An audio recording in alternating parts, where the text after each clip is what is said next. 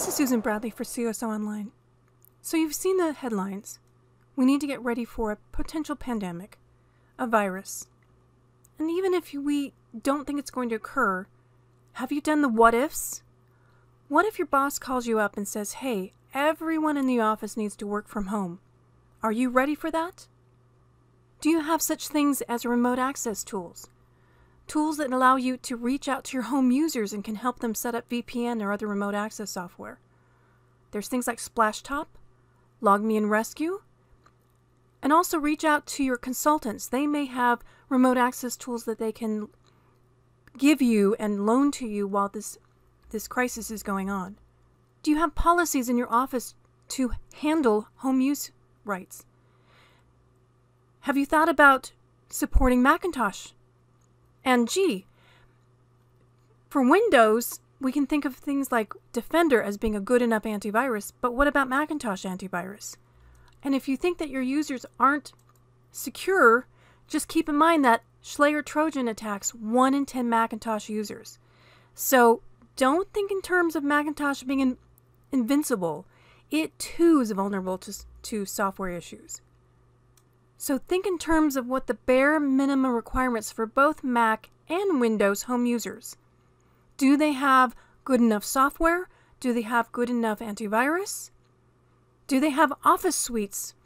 And keep in mind that if you have Office 365, there's some licenses that allow you to cover 5 phones, 5 tablets, and even 5 PCs or Macs per user.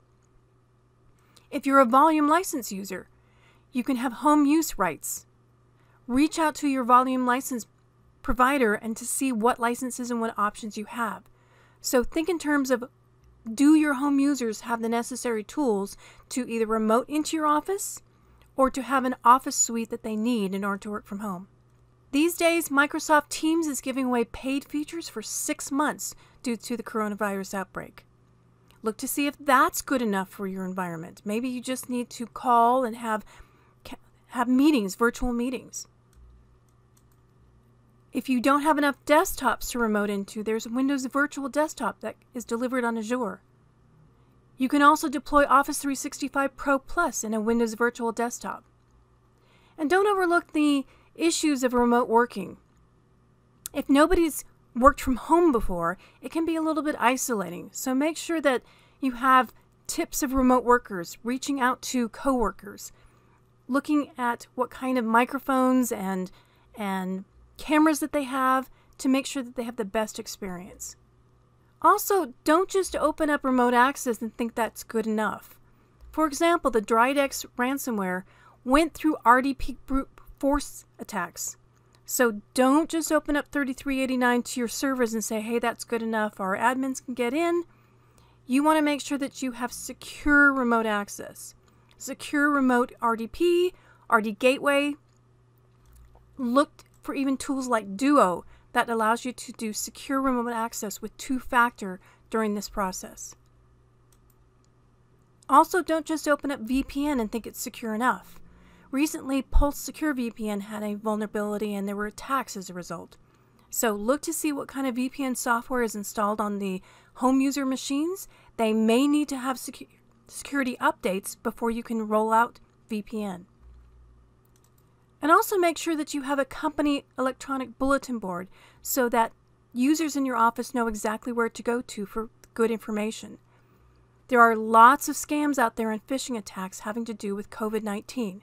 So make sure that you have a go-to place in your organization where people can get good information. And last but not least, the CISsecurity.org site has a CIS Controls, Telework, and Small Office Network Security Guide. And it gives you additional guidance and things to think about.